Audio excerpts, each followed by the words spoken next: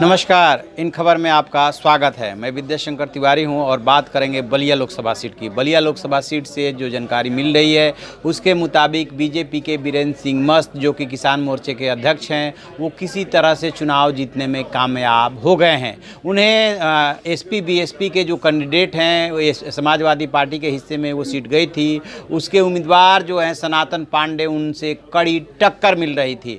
कई बार आगे पीछे हुए, ऐसा लगा जैसे कि बीरेंद्र सिंह मस्त ये चुनाव हार जाएंगे। किसान चेहरा माने जाते हैं, वो किसान मोर्चे के अध्यक्ष हैं, लेकिन अंततः जो रिजल्ट आया उस रिजल्ट में जो है वो 13,000 वोटों से चुनाव जीतने में कामयाब हो गए हैं। तो ये जो जीत है, जो उनका कद है और जिस तरह से बीजेपी ने मेहनत की थी, प्रधानमंत्री नरेंद्र मोदी वहाँ सभा करने गए थे, वो बहुत कम वोटों से उन्हें किसी तरह से जीत मिली है और माना ये जा रहा है किसी तरह से उनकी लाज बच गई। समाजवादी पार्टी ने बीजेपी को घेरने के लिए यहाँ पे ब्राह्मण कार्ड खेल दिया था और सनातन पांडे को उतार दिया था। सनातन पांडे ने बहुत मजबूती से चुनाव लड़ा था और उनकी तगड़ी घेराबंदी कर दी थी। यदि पीएम मोदी की बलिया में सभा नहीं हुई होती तो शायद उनकी ये सीट नहीं निकल पाती, लेकिन अब उनका ये सीट निकल गया। थोड़ा सा इसके बैकग्राउंड बताऊं मैं बलिया लोकसभा सीट की, तो यहाँ से पिछली बार 2014 के लोकसभा चुनाव में मोदी लहर में यहाँ से भरत सिंह जीते थे, लेकिन भरत सिंह को लेकर के पार्टी को जो फीडबैक मिला था वो ठीक नहीं था, लिहाजा पार्टी ने उनका टिकट काट दिया था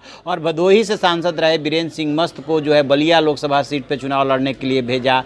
बेसिकली जो मस्त है वो बलिया के ही रहने वाले हैं, लेकिन भदोही से चुनाव जीते थे, इसलिए उनसे कहा गया कि आप बलिया में जाके चुनाव लड़िए। और वहाँ पे चूँकि ब्राह्मण ठाकुर की राजनीति बहुत ज़बरदस्त है, इसलिए सनातन पांडे को जब सपा ने टिकट दिया तब जो है वहाँ पे ब्राह्मण टूट करके उधर जाने लगे और वर्गों का भी जो एसपी बीएसपी का वोट बैंक है उसका समर्थन मिला। लेकिन अब जो खबर आ रही है वो मस्त के लिए खुश होने के लिए बहुत है कि उनकी लाज किसी तरह से बच गई है। एक बात और बता दूं कि बलिया में कांग्रेस ने अपना कोई डायरेक्ट कैंडिडेट नहीं उतारा था, बल्कि किसी कैंडिडेट को समर्थन दिया था। इस वजह से भी बहुत ज़्यादा कांग्रेस का वहाँ पर कोई से नहीं था और आमने सामने का मुकाबला सनातन पांडे से ही हुआ।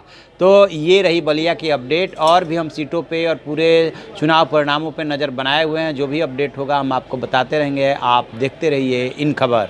Thank you. इन खबर चैनल को सब्सक्राइब करें और बेल आइकन दबाना ना भूलें।